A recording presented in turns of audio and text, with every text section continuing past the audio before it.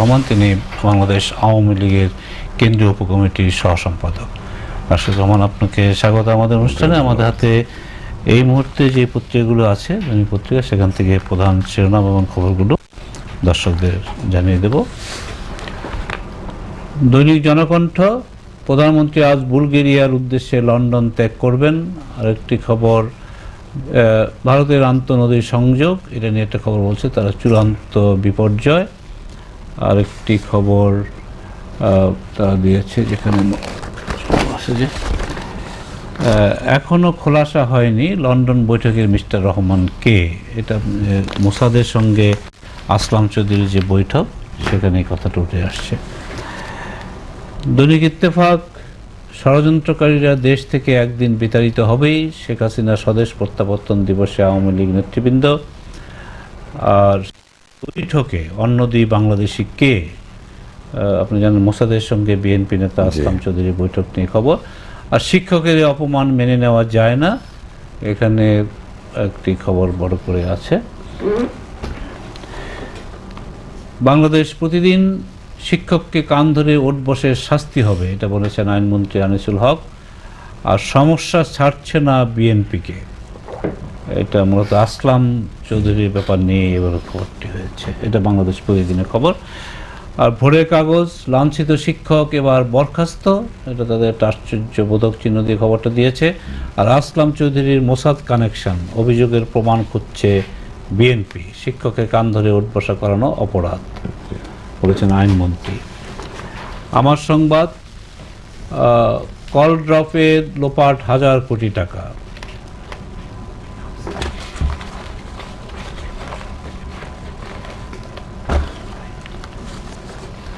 দৈনিক মানবকণ্ঠ, ডাক্তারদের টালবাহানায় প্রশ্নবিদ্ধ ময়না তদন্ত, গ্রেপ্তার ও রিমান্ডের ধারা নিয়ে রায় 24 মে। বণিক বার্তা, বিএম এর পর্যালোচনা, প্রয়োজনের বেশি ঋণ পাচ্ছে বড় গ্রাহকরা, 3 মাসে খেলাপি ঋণ বেড়েছে 8000 কোটি টাকা। জয় দিন, সাদা পোশাকে গ্রেপ্তার ভয়াবহ অপরাধ, বলেছেন প্রধান বিচারপতি। আর ষড়যন্ত্রের ফাঁদে বিএনপি। আমাদের সময়, ডিবির জিজ্ঞাসাবাদে আসলাম চৌধুরী, ডিসেম্বরের মধ্যে সরকার উৎখাতের চেষ্টা চলছে। সকালের খবর, 3 মাসে খেলাপি ঋণ বেড়েছে 8000 কোটি টাকা, এটা একটি খবর। দৈনিক মানব জমিন, আওয়ামী লীগকে ক্ষমতাচ্যুত করতে চাই না, জেরুজালেম অনলাইন, এটা একটি খবর। 6 শতাধিক ইউপিতে প্রার্থী দিতে পারেনি বিএনপি। ভোরের পাতা, উন্নয়ন মহাসড়কের দেশ। The Independent, arrests by lawman in plain clothes alarming. Daily People's Time, country on development highway. দৈনিক নবচেতনা, লাঞ্ছনার শিকার শিক্ষক শ্যামল অবশেষে বরখাস্ত। দৈনিক করতোয়া, বগুড়ায় বিদ্যুতের অভাবে মানুষের দুর্ভোগ চরমে। দৈনিক কালবেলা, প্রধানমন্ত্রী আজ বুলগেরিয়ার উদ্দেশ্যে লন্ডন ত্যাগ করবেন। সমান আমরা খবরগুলি পড়লাম, তার মধ্যে একটি খবর আমরা আলোচনা করি। 17ই মে পার হয়ে এসছি আমরা, 18ই মে, কিন্তু গতকাল সারা দেশেই পালিত হচ্ছে বঙ্গবন্ধু কন্যা বর্তমান প্রধানমন্ত্রী শেখ হাসিনার স্বদেশ প্রত্যাবর্তন দিবস। 1981 সালে তিনি 6 বছর এই নির্বাসিত জীবনের পরে দেশে ফিরে আসেন আওয়ামী লীগের সভানেত্রী হিসাবে। এই যে কাহিনীটা, সেটা হচ্ছে যে বঙ্গবন্ধু 1975 সালে 15 আগস্ট বঙ্গবন্ধুকে তার সপরিবারে হত্যা করার পরে দুজনেই বেঁচে ছিলেন তার পরিবারে, তার 2 কন্যা। আমরা সবাই জানি সেই শেখ হাসিনা এবং শেখ রেহানা, এবং তারা বেঁচে গিয়েছিলেন ভাগ্যক্রমে, কারণ তারা সেই সময়ে বিদেশে ছিলেন। এবং সেখান থেকে বঙ্গবন্ধু হত্যা করার পরে তারা দিল্লিতে আসেন, এখন শেখ হাসিনা দিল্লিতে আসেন এবং তিনি বর্তমান প্রধানমন্ত্রী তার স্বামী ওয়াজেদ মিয়া তার চাকরির সূত্রে ভারতীয় আণবিক শক্তি কমিশনে তখন তার চাকরি হয়, কিন্তু মূলত ছিল সেটা নির্বাসিত জীবন। তখনকার সামরিক শাসক জিয়াউর রহমান তাকে দেশে আসতে দিচ্ছিল না, তাদের শেখ রেহানাকে আসতে দিচ্ছিল না। তো সেই স্বদেশ প্রত্যাবর্তন হলো আওয়ামী লীগের সভানেত্রী হিসাবে। আপনার কাছ থেকে জানবো তিনি কী করে সভানেত্রী হলেন, তারপর সভানেত্রী হয়ে তিনি ফিরে এলেন এবং সেই দিনটির কথা। শুধু এখানে একটা জিনিস যোগ করতে পারে যে তখন আমি সাংবাদিক হিসাবে আমার সৌভাগ্য হয়েছিল সেই স্বদেশ প্রত্যাবর্তনের যে ব্যাপারটি, সেটাকে আমি তখন যেই প্রতিষ্ঠানের জন্য কাজ করি ইস্টার্ন নিউজ এজেন্সি, সেখানকার একজন রিপোর্টার হিসাবে সেটা কভার করার। তো আমি কিছু কিছু জানি। তো আপনার কাছ থেকে রাজনৈতিক এবং দলীয় দৃষ্টিকোণ থেকে এবং সেই দিবসে তার প্রত্যাবর্তনের তাৎপর্যটা কী, বাংলাদেশের গণতন্ত্রের আজকের যে অবস্থা এবং সেই আজকের বাংলাদেশ এবং বাংলাদেশের যে অগ্রগতি, সেটা অনেকেই বলে থাকে সেদিন যদি তিনি দেশে না ফিরতেন এবং ওই দায়িত্ব না নিতেন তাহলে সেটা সম্ভব হতো না।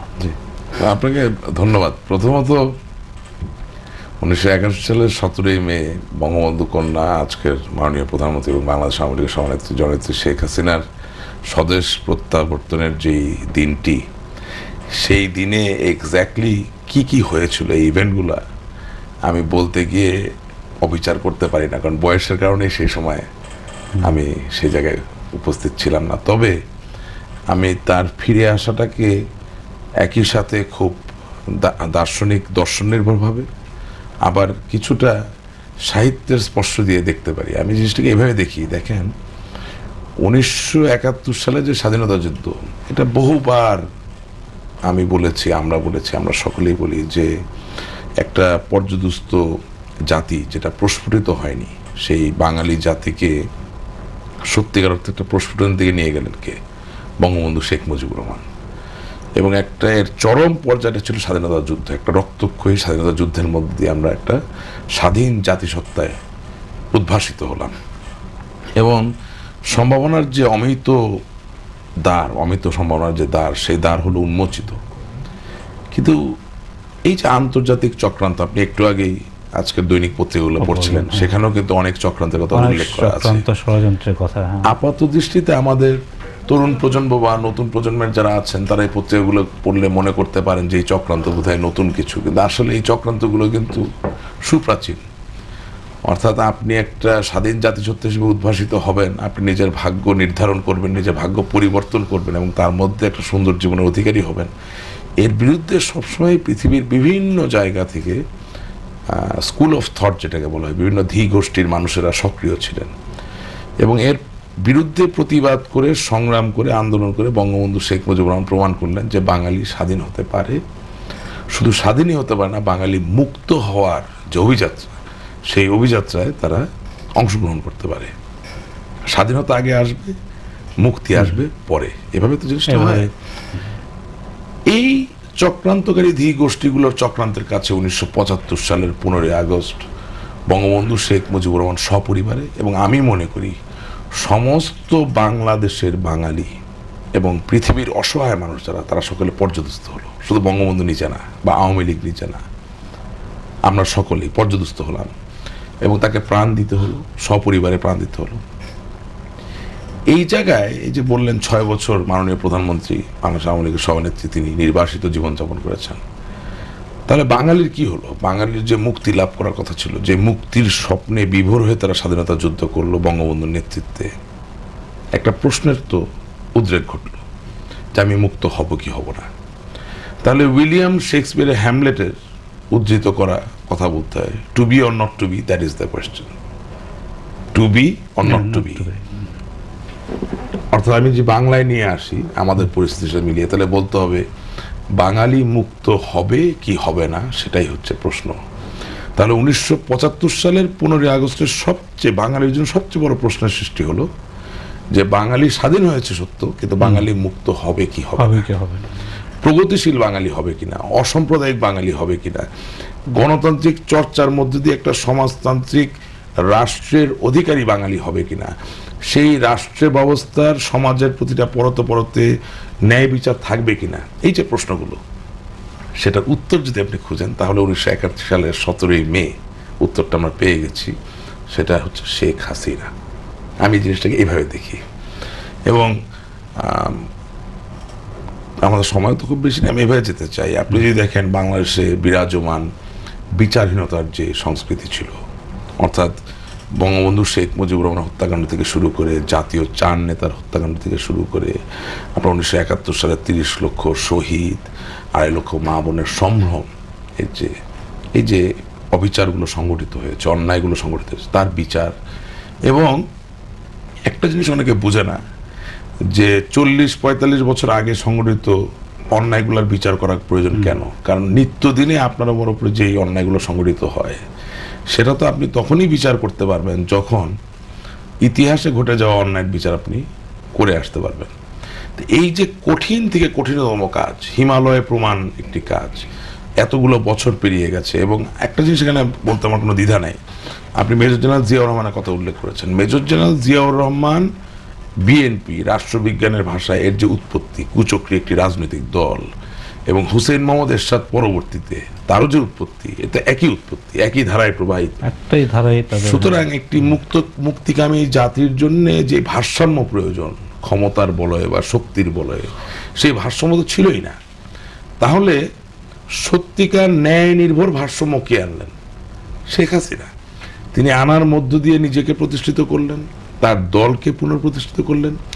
নেতৃত্বের মানে কি?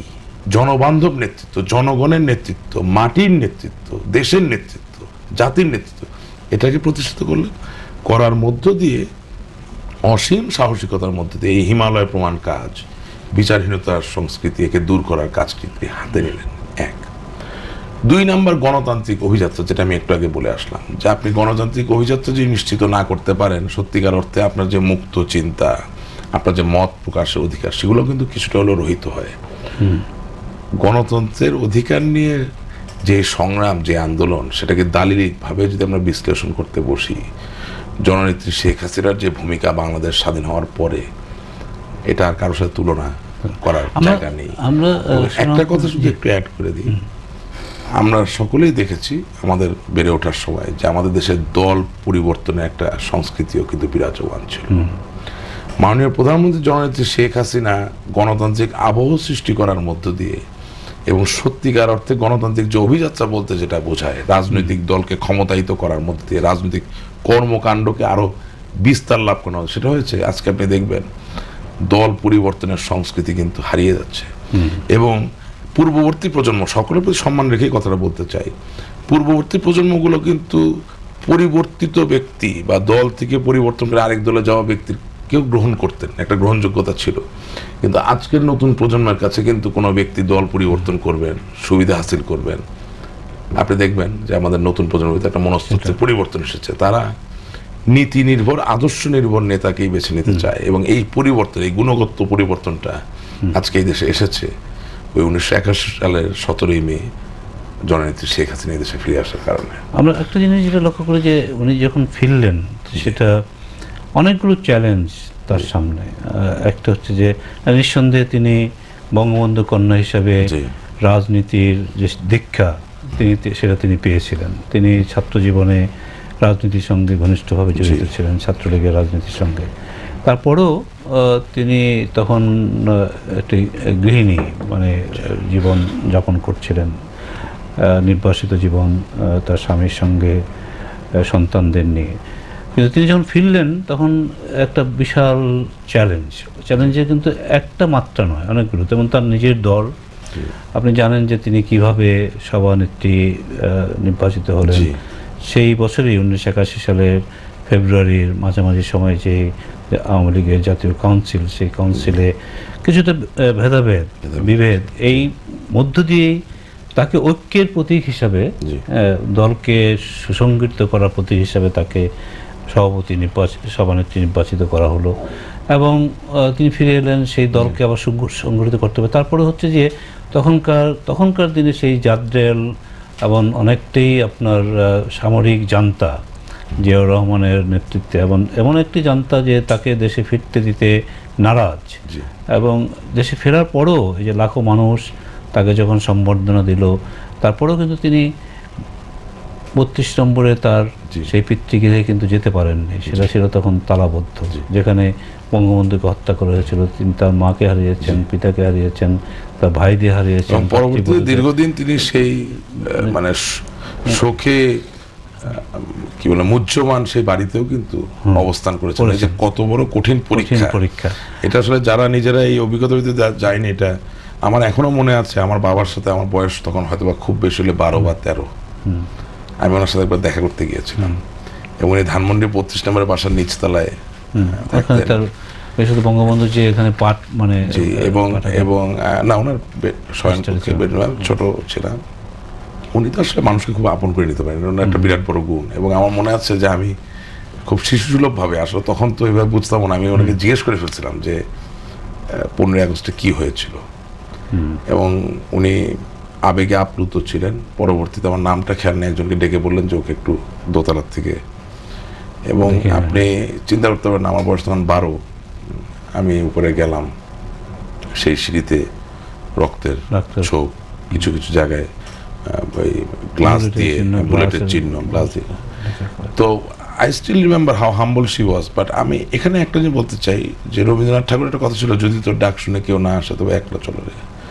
মাননীয় প্রধানমন্ত্রী সভানেত্রী জননেত্রী শেখ হাসিনা দলকে যে সংগঠিত করলেন, এর পিছনে সবচেয়ে বড় যে ব্যাপারটা, সেটা হচ্ছে তিনি বিশ্বাস করতেন যে তিনি বাঙালির জন্য কিছু করবেন। তার বাবা বাঙালির জন্য করতে গিয়েই তো আত্মহত্যা, তার জীবন চলে, প্রাণ দিতে হলো। এবং তিনি কারো দিকে কোনো কিছুর দিকে না তাকিয়ে একটা ফোকাস দৃষ্টি নিয়ে তিনি একা এগিয়ে গেছেন। এবং আমি মনে করি সেই জায়গায় বাঙালি বিশ্বাস করলো এবং দেখলো বঙ্গবন্ধুর প্রতিচ্ছবি তার ভিতরে ফুটে উঠেছে। অর্থাৎ আপনি যারা থাকেন বা না থাকেন, উনি যেই কাজটাকে ঠিক মনে করবেন, মহৎ মনে করবেন, সঠিক মনে করবেন, তিনি সেটা করবেন। এবং সবচেয়ে বড় চ্যালেঞ্জ, যেই জায়গায় ওনাকে স্যালুট দিতে হয়, এটা আজকাল অনেকে আলাপ করতে চান না, এটা 1/11 সময় আরও বেশি পরিষ্কার হয়েছিল। বাট আমি মনে করি 1981 সাল থেকে 1/11 পর্যন্ত এই চর্চাটা চলেছে। সেটা হচ্ছে ব্ল্যাকমেইলকে বাংলায় কি বলা যাবে। ব্ল্যাকমেইলের রাজনীতি সবসময় জননেত্রী শেখ হাসিনা এর মুখোমুখি হয়েছেন। কিন্তু স্বাভাবিকভাবে আপনি যে কথাটা বললেন যে তিনি বঙ্গবন্ধুর কন্যা, 6 বছর নির্বাসিত ছিলেন, রাজনীতির যে ধারাবাহিকতা সেটা নিশ্চয়ই এখানে একটা ভাঙন ছিল, আবার তাকে এসে হাল ধরতে হয়েছে। উনি কখনো এই ব্ল্যাকমেইলের রাজনীতির কাছে কিন্তু নত হন নাই, তিনি শিকার হয়েছেন, তাকে বিভিন্নভাবে পর্যদস্ত করার চেষ্টা করা হয়েছে। কিন্তু সবচেয়ে বড় ব্যাপার হচ্ছে কি, যে এই যে ব্ল্যাকমেইলের রাজনীতি, এই যে চক্রান্তের রাজনীতি, শুধু দলের বাইরে না, দলের ভিতরেও, এর থেকে উনি এমন একটা, আমি মনে করি একটা ঐশ্বরিক ক্ষমতার অধিকারী আজ, যে তিনি জানেন যে বাংলাদেশের মানুষ তাকে ভালোবাসে, তার উপর আস্থা রাখেন, তাকে বিশ্বাস করেন। সুতরাং কারো ব্ল্যাকমেইলে বা কারো ভীতি সঞ্চারে বা কারো চক্রান্তে আসলে তার কিছু হওয়ার না। এবং তিনি প্রায় তার বক্তৃতায় বলেন যে আমি তো আমার জীবন দিয়েই দিয়েছি, ওনার পর 19 বারের বেশি প্রাণনাশের চেষ্টা করা হয়েছে। সুতরাং শি ফিলস, এবং উনি বিশ্বাস করেন যে এই দেশের জন্য উনি কিছু একটা ওনাকে করতে হবে। এবং সবচেয়ে বড় কথা দেখেন, এটা শুধু রাজনৈতিক আদর্শকে ধারণ করে না, উনি তো প্রায়োগিক এবং দর্শন নির্ভর দুটি ব্যাপারই রাজনীতি ধারণ করেন। অর্থাৎ ডেমোক্রেটিক ডিভিডেন্ড, গণতন্ত্রের যে মুনাফা, সেটা মানুষকে পেতে হবে। আপনার উন্নয়ন প্রয়োজন, আপনার সমৃদ্ধি প্রয়োজন। একটা মানুষ ভোট দিবে কেন? একটা মানুষ একটা রাজনৈতিক দলকে অনুসরণ করবে কেন? একটা মানুষ সংগ্রাম করবে কেন? সেটা একটা সাবলীল, স্বাচ্ছন্দ্যময়, সুন্দর জীবনের অধিকারী হতে চায় বলেই এটা করবে। সুতরাং আমি বক্তৃতা দিলাম, মানুষকে উজ্জীবিত করলাম, আন্দোলনে নিয়ে আসলাম, সংগ্রাম করলাম, কিন্তু ওই সংগ্রামের আংশিক বা তৎক্ষণাৎ যেই ফলাফল, সেই ফলাফলের মধ্য দিয়ে তাকে আমি একটু সুখের দিন দেখাতে পারলাম না বা শান্তি দিতে পারলাম না, সেটাও কিন্তু একটা রাজনৈতিক ব্যর্থতা। এবং আজকে 2016 সালে দাঁড়িয়ে থেকে আমি দ্ব্যর্থহীন কণ্ঠে বলতে চাই, বিশেষত যাদের গ্রাম বাংলার সাথে সম্পর্ক আছে, যেটা মাননীয় প্রধানমন্ত্রী সবসময় ছিল, আপনি একটু আগেই তার ব্যাকগ্রাউন্ড যেটা, সেটা উপর আলোকপাত করলেন। বঙ্গবন্ধুর কন্যা হওয়ার কারণেই বাঙালি কিভাবে চিন্তা করে, কিসে খুশি হয়, কিসে শান্তি পায়, কিসে তারা সুখ খুঁজে পায়, এই বিষয়ে কিন্তু তার ধারণা খুবই পরিষ্কার। এবং আজকে গ্রাম বাংলার যে কোনো অঞ্চলে যে আপনি যান, আপনি দেখবেন এই যে আমাদের আওয়ামী লীগের উপর আস্থা, নেত্রীর উপর আস্থা, বঙ্গবন্ধুর উপর আস্থা, এর যে বেনিফিট, এর যে মুনাফা, সেটা প্রতিটা ঘরে ঘরে আছে। এবং এক সময় এই দেশে মঙ্গা পীড়িত অঞ্চল ছিল। আমার বাড়ি রংপুর, মিঠাপুকুর। অনেকে বলে এটা মঙ্গা পীড়িত অঞ্চল ছিল। আজকে আমি গর্বের সাথে বলতে পারি রংপুরে কোনো সেটা মঙ্গা নাই। কিন্তু এখন অতীত হয়ে গেছে। জি, এবং ইংরেজিতে বলা ইতিহাস হয়ে গেছে। সিক্লিক্যাল আনএমপ্লয়মেন্ট। বাংলাদেশের মতো একটা দরিদ্র দেশে আজকে সিক্লিক্যাল আনএমপ্লয়মেন্ট নাই, চিন্তা করা যায় না। এবং সবচেয়ে বড় কথা, শুধু বাংলাদেশ কেন, দক্ষিণাঞ্চলে যদি আপনি যান, ধান কাটার সময় ধান কাটার যে একজন ম্যানুয়াল লেবার, একজন শ্রমিক প্রয়োজন, সেই শ্রমিক পাওয়া যাচ্ছে না। তাকে আপনি 400 টাকা 500 টাকা যে মজুরি না দেন। বৈপ্লবিক পরিবর্তন আমাদের হয়েছে কি, যে আমরা আসলে ইংরেজদের দ্বারা শাসিত হয়েছি, আমরা পাকিস্তানিদের দ্বারা শাসিত হয়েছি। এবং শত বছর ধরে যদি চিন্তা করেন, 190 বছর আগেও যদি যান, 200 বছর আগেও যদি যান, ইংরেজ কেন, এর আগেও বিভিন্ন শক্তি দ্বারা আমরা শাসিত হয়েছি, শোষিত হয়েছি। যার জন্য আমাদের সামগ্রিক যে মনস্তত্ত্ব, এটা নেতিবাচক হিসেবে গড়ে উঠেছে। সুতরাং আমাদের আশেপাশে এত ইতিবাচক পরিবর্তন, এই যে বৈপ্লবিক পরিবর্তনগুলো ঘটে যাচ্ছে, এটা আমরা চোখে দেখি, কিছুটা আমরা চিন্তাও করি, কিন্তু মুখ ফুটে আমরা বলতে চাই না। কখনো কখনো কেউ কেউ এটাকে সেভাবে স্বীকৃতি দিতে চায় না। এটা আমরা সবসময় দেখি। আমরা একটু দয়াশীল হই, স্বীকৃতি দিতে চায় না থেকে আমরা বলি স্বীকৃতি দিতে পারি না। একদিন নিশ্চয়ই আমরা আবার উল্টো দিকে কেউ কেউ আছে সেটাকে আবার উল্টা ব্যাখ্যা করার চেষ্টা করে। নিঃসন্দেহে আমরা যে কথাটা বলতে চাচ্ছি যে জাতির জনক বঙ্গবন্ধু, তার নেতৃত্বে বাংলাদেশ স্বাধীন হয়েছে নিঃসন্দেহে, এবং তিনি বেঁচে থাকলে তো তার নেতৃত্বেই বাংলাদেশ সোনার বাংলা দিকে এগিয়ে যেত। কিন্তু আমাদের জন্য খুবই মর্মান্তিক এবং দুঃখজনক যে ঘটনা, যেটা তিনি সেই কাজটি করে যেতে পারেন নাই। কিন্তু তার কন্যা বর্তমান প্রধানমন্ত্রী, তার যে তেজোদ্দীপ্ত অস্তিত্ব, সেটাকে হত্যা করা হয়েছে, কিন্তু সেটা তিনি ওই অনুপ্রেরণা পেয়েছেন। কিন্তু আমরা এখানে একটা জিনিস, যে বেশ স্বদেশ প্রত্যাবর্তনে কিন্তু বেশ কয়েকটি দিক আছে। একটা হচ্ছে বঙ্গবন্ধু কিন্তু একটা স্বদেশ প্রত্যাবর্তন করেছিলেন।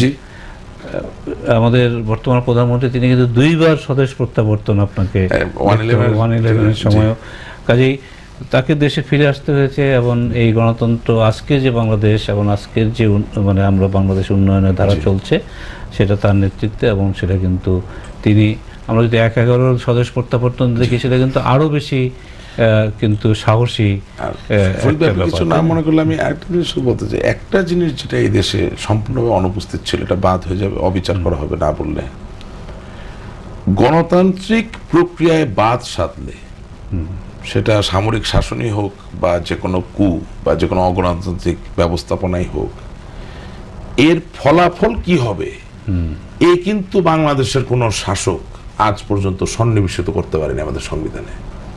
কিন্তু বঙ্গবন্ধু কন্যা জননেত্রী শেখ হাসিনা এটি সন্নিবেশিত করেছেন। অর্থাৎ কনস্টিটিউশনাল কনসিকুয়েন্স, আপনি সংবিধান ভঙ্গ করলে আপনার ফলাফল কি হবে এটি পরিষ্কার করে দেওয়া হয়েছে। সুতরাং আগামী 100 বছর আমি বিশ্বাস করি যে আমাদের গণতান্ত্রিক অভিযাত্রার যে প্রক্রিয়াগুলো, একে ব্যাহত করার কোনো শক্তি আসলে তৈরি হবে না। আজকে একটু আগে আপনি মোসাদ নিয়ে কথা বলছিলেন, আপনি ওইটা যথাযথ বলেছেন। আমরা সময় একটু কমে আসছে, কিন্তু এখানেই আসছি আমরা, যে এই যে আসলাম চৌধুরীর সঙ্গে মোসাদের যে বৈঠক, ষড়যন্ত্রের যে আভাস, এবং একটা কথা উঠে আসছে তাকে গ্রেপ্তার করার পরে, যে লন্ডনে এই মেহেদি সাফাদি, তিনি লিকুদ পার্টিরও ক্ষমতাসীন লিকুদ পার্টির নেতা, তিনি কোন একজন রহমানের সঙ্গে বৈঠক করেছেন। কিন্তু কে সেই রহমান, এই প্রশ্নটা এসছে। কে সেই রহমান? প্রথমে আমি এইভাবে জিনিসটাকে বলতে চাই যে মোসাদ বা ইসরায়েল, মোসাদ একটি শক্তিশালী গোয়েন্দা সংস্থা। তার নেটওয়ার্ক বা তার সম্পর্ক সিআইএ এর সাথে আছে, MI6 এর সাথে আছে, পৃথিবীর সব বৃহৎ দেশেরই সাথে আছে। কিন্তু আমাদেরকে এটা মনে রাখতে হবে যে আমাদের দেশের কুচক্রী যে রাজনৈতিক দলগুলো, তাদের সাথে ইসরায়েলের বা মোসাদের যে সম্পর্ক, এই সম্পর্কটা 2 ধাপে কিন্তু হয়েছে। এটা মনে করার কোনো কারণ নাই যে মোসাদের সাথে সম্পর্ক নতুন, এটা প্রাচীন সম্পর্ক। এইভাবে যে গোয়েন্দা সংস্থার সাথে রাজনৈতিক দলের সম্পর্ক 2 রকম হয়। একটা হচ্ছে মাস্টার পাপেট রিলেশনশিপ, আর একটা হচ্ছে মাস্টার অ্যান্ড মাস্টার রিলেশনশিপ। অর্থাৎ আপনি প্রভু, আমি আপনার পুতুল, আপনি আমাকে যেভাবে চালাবেন আমি চলবো। আমার বোঝার ক্ষমতা নাই যে আপনি আমাকে চালাচ্ছেন, কিন্তু আমি আমার অজান্তেই আপনার কাজটা করে দিচ্ছি। বিএনপি এবং জামাতে ইসলামী দীর্ঘদিন এই মোসাদের মাস্টার অ্যান্ড পাপেট রিলেশনশিপ, অর্থাৎ মোসাদ ছিল প্রভু, তারা ছিল পুতুল। তাদের যে উদ্দেশ্য সেটা হাসিল করেছে।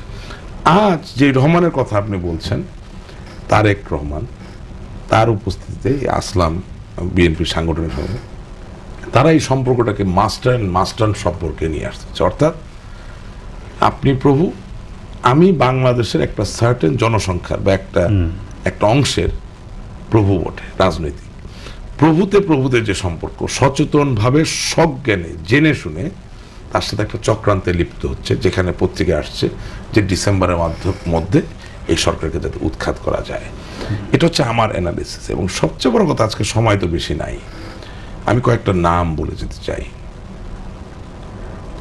Congressman Charlie Wilson, major general Ziaul Haq, Afghanistan মুজাহিদিন সংগঠন গড়ে তোলা, তালেবান, সোভিয়েত রাশিয়া, মার্কিন যুক্তরাষ্ট্রের যে সমীকরণ, এই সমীকরণটা যদি আমরা পড়ি, একই সাথে সাইক্স পিকো চুক্তি, যেটা 1916 সালে 18 সালে সম্পাদিত হয়, সেগুলো যদি আমরা পড়ি, সেখান থেকে যদি আমরা কিছু শেখার চেষ্টা করি, তাহলে আমরা দেখব যে মোসাদের একটা অন্যতম লক্ষ্য কিন্তু হচ্ছে ইসলামী বিচ্ছিন্নতাবাদী শক্তির মধ্য দিয়ে জঙ্গিবাদী কর্মকাণ্ড চালানো, যাতে সমস্ত পৃথিবীর কাছে প্রতীয়মান করা যায় যে ইসলাম আসলে শান্তির ধর্ম না। সুতরাং একটি দেশে, এই দেশে যারা ইসলামের নাম করে রাজনীতি করে, সংঘাত করে, সংঘর্ষ করে, সন্ত্রাস করে এবং জঙ্গিবাদী কাজে জঙ্গিবাদী কাজে নিজেদেরকে লিপ্ত করে, তারাই কিন্তু প্রকারান্তরে মোসাদের উদ্দেশ্য চরিতার্থ করছে। সো আমি আমি আরেকদিন যদি সময় বেশি পাই, বিস্তারিত ভাবে আমি একটা বিশ্লেষণ দিতে পারবো। তবে আমি যেই নামগুলো বললাম, আমি বিশ্বাস রাখি যে এই প্রজন্মের যারা আছেন, তারা যদি ইন্টারনেটে, গুগলে যান, ইউটিউবে যান এবং ইন্টারনেট সার্চ করেন, তারা এই সম্পর্ক নিবিড়ভাবে আছে, এটা খুঁজে পাবেন। আর সবচেয়ে বড় কথা হচ্ছে যে সবই তো চেষ্টা করলো, সব চেষ্টার পর যখন কোনো কিছুই সফল হলো না, তখন সর্বশেষ চেষ্টা হচ্ছে মোসাদ। আমি যথেষ্ট বলেছেন আশিক রহমান। আমরা আপনার সাথে কথা বলতে সময় আসলো, কিন্তু শেষের দিকে একটা পত্রিকা আছে, এটা একটু দেরিতে আসছে, এটা পড়ে শোনাই তাদের শিরোনাম। দৈনিক যুগান্তর, সংশোধন জরুরি 70 অনুচ্ছেদের, আর রায় লঙ্ঘনে ক্ষোভ 54-177 ধারা আপিল বিভাগ। তো যাই হোক, আমরা পত্রিকার আলোচনা করতে করতে আপনার সঙ্গে খুবই গুরুত্বপূর্ণ আলোচনা হলো এবং সময় শেষ হয়ে গেল। আপনাকে অনেক ধন্যবাদ। আশা করছি আবার আপনার সঙ্গে দেখা হবে। আপনারা সকলে দোয়া করবেন যাতে মাননীয় প্রধানমন্ত্রী, আমাদের জননেত্রী শেখ হাসিনা, তিনি সুস্থ থাকেন। এবং আমি বিশ্বাস করি আমাদের স্বপ্নে আমরা যে শক্তিশালী উন্নত বাংলাদেশ দেখি, সেটা তার নেতৃত্বেই সম্ভব। তিনি সুস্থ আছেন, ইনশাল্লাহ সুস্থ থাকবেন। আমরা সকলে তার জন্য দোয়া করবো। সন্দেহে আপনি যথার্থই বলেছেন। প্রিয় দর্শক, আমাদের অনুষ্ঠানটি আগামীকাল একই সময় প্রচারিত হবে, তা দেখার আমন্ত্রণ জানিয়ে আজকের মতো এখানে বিদায় নিচ্ছি। ভালো থাকুন, সুস্থ থাকুন।